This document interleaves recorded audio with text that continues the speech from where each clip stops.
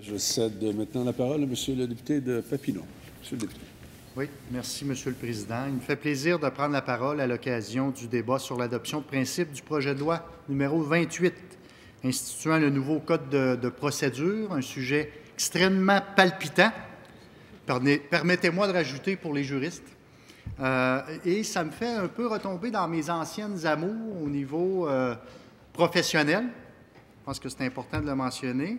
Et la première fois, moi, que j'ai vu un code de procédure civile, j'étais étudiant en droit. Et avec mes collègues étudiants, on trouvait ça drôle. Ça nous faisait rire de voir l'épaisseur de ce livre-là. Mais je peux vous dire, Monsieur le Président, qu'à la fin de la première session, on riait plus, là, on pleurait, tellement qu'il y avait une tâche extrêmement lourde à essayer de prendre connaissance de tous les tenants et aboutissants de chaque article qui étaient interreliés l'un à l'autre, mais à des pages complètement différentes, là. Ça pouvait être au début et après, on se retrouvait à la fin. Alors, imaginez-vous, Monsieur le Président, pour des étudiants en droit intéressés par le sujet, qui voulaient apprendre, c'était compliqué. Ça l'est encore. On va se dire les vraies choses.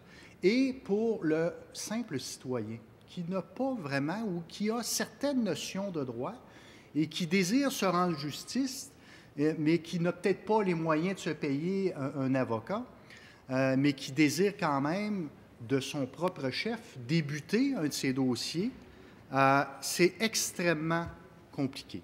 Évidemment, le Code de procédure, c'est une pièce législative majeure et attendue depuis longtemps, qui fait suite à l'avant-projet de loi sur le même sujet déposé par l'ancien ministre de la Justice et actuel chef parlementaire de l'opposition officielle, qui a fait, soit dit en passant, sans partisanerie, un excellent travail.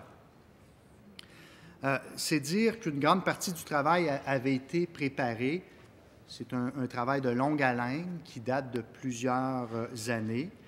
Nous avions également formulé la demande au ministre actuel afin qu'il ramène le sujet le plus rapidement possible et de remettre à jour le projet de réforme à l'ordre du jour de l'Assemblée. Alors, ce qui a été fait. Alors, c'est en collaboration, c'est un sujet, un dossier de collaboration, et nous en sommes satisfaits que le gouvernement ait repris notre avant-projet de loi et qu'il ait ajusté le projet de loi en tenant compte des positions des organismes formulées dans le cadre des consultations tenues à l'époque. L'actuel ministre de la Justice reprend donc là où nous avions laissé, Monsieur le Président. Le système de justice est la pierre angulaire. Je sais que ça a été répété, mais on parle du même sujet. C'est la pierre angulaire de notre société. Alors, c'est une réforme nécessaire qui a eu, au niveau des dernières modifications, il y en a eu en 2002, mais des modifications majeures ayant été faites datent de 1965. J'étais pas né, Monsieur le Président. Ça fait longtemps. Cette réforme permettra de simplifier. Bien, ça fait longtemps pour moi. Je ne veux pas non plus là, mettre tout le monde dans le même bateau. Là. J'entends des soupirs et des petits « ah », là, mais bon. J'étais pas né, moi. Je parle de moi. Alors, cette réforme permettra de simplifier et de moderniser la structure et la terminologie du Code de procédure civile. J'énumère certains points, là.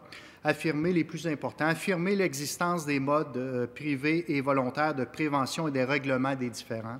De codifier des principes devant guider les tribunaux.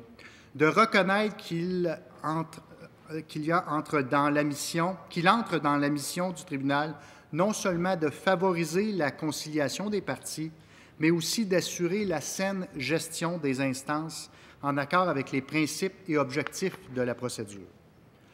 De s'assurer que le huissier de justice agisse dans l'intérêt de la justice et avec impartialité de manière à rendre cette exécution plus profitable pour chaque partie. De prévoir de nouvelles règles pour la communication de la preuve et la notion des dépens. De permettre en matière familiale le regroupement des demandes entre conjoints de fait. La réforme vise donc à rendre la justice plus simple, plus rapide, plus économique. C'est un principe auquel on ne peut qu'être favorable. Il en va de la réputation de notre système de justice. On a entendu de part et d'autre dans la communauté, lorsqu'on se promène dans le comté, lorsqu'on parle aux gens, on a toujours les mêmes commentaires d'année en année. Ça n'a jamais changé. Le système est trop lourd, c'est compliqué, ça coûte de l'argent. Il y a des choses qui ne se règlent pas pour toutes sortes de raisons. Alors, oui, on devait attaquer ce problème-là, mais en sachant que ce n'est pas un problème qu'on peut régler du jour au lendemain. Mais là, on y arrive. On y arrive à force d'acharnement et de travail. Et les juristes travaillent là-dessus depuis plusieurs années. On consulte, on entend les citoyens. Évidemment, un code de procédure civile avec plusieurs articles, bien, il faut, avant d'en éliminer plusieurs d'un trait, il faut être capable de savoir lequel on élimine et quel lien ça a en lien avec d'autres articles.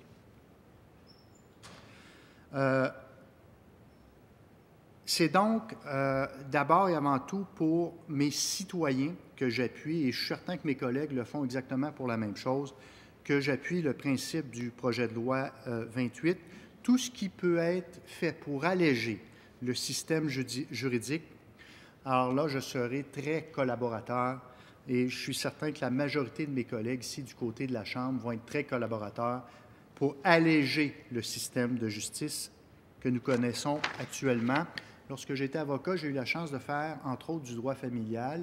Et lorsque je vous dis que ça a commencé, là, ça fait un petit peu quelques années, ça ne date pas d'hier. À ce moment-là, on a instauré les programmes de médiation en familial, où on appelait, mes collègues et moi, les chicanes de grille-pain entre les couples qui se séparent.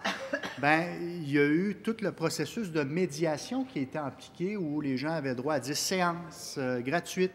Et le but de ça, c'est faire en sorte que les gens puissent se parler avant d'arriver à la cour systématiquement, et en fait en sorte que ce bout de chemin-là qui a été fait, bien, ça a désengorgé un tant soit peu les tribunaux, où les gens se sont aperçus, et changer de mentalité, ça prend du temps.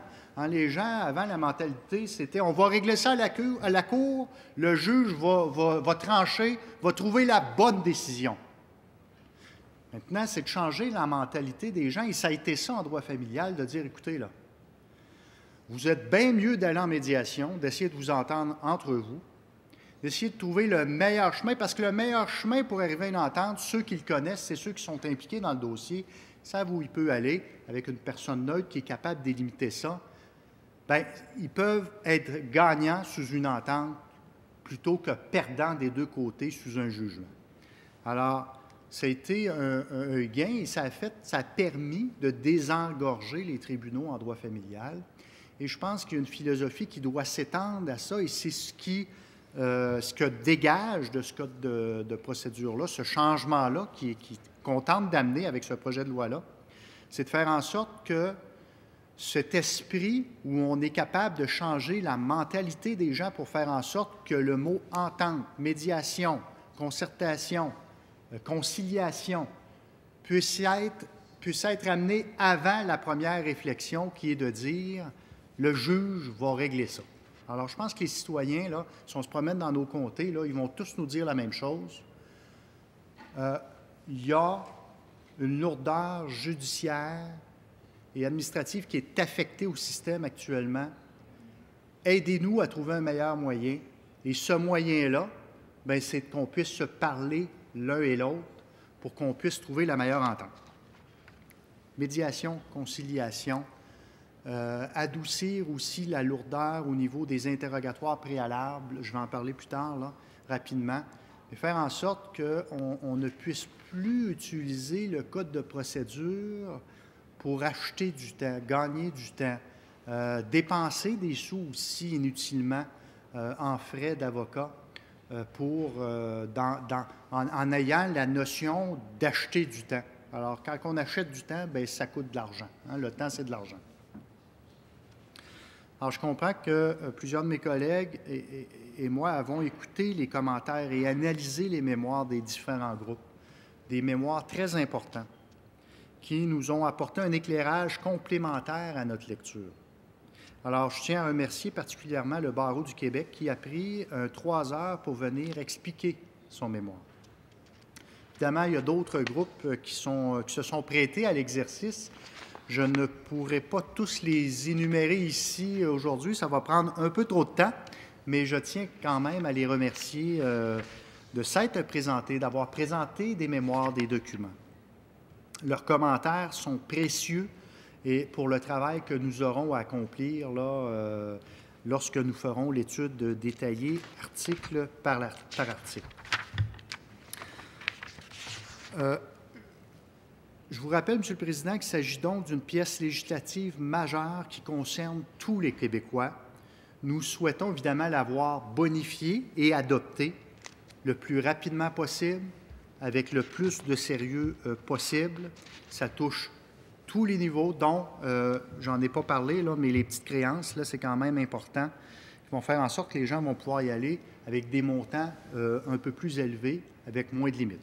Alors, je suis certain qu'il y a d'autres de mes collègues qui ont hâte de parler du Code de procédure civile. Alors, sans plus tarder, j'aimerais, Monsieur le Président, vous dire que, en terminant, que je serai très collaborateur dans ce dossier. Merci, Monsieur le Président. Merci à vous, Monsieur le député de Papineau.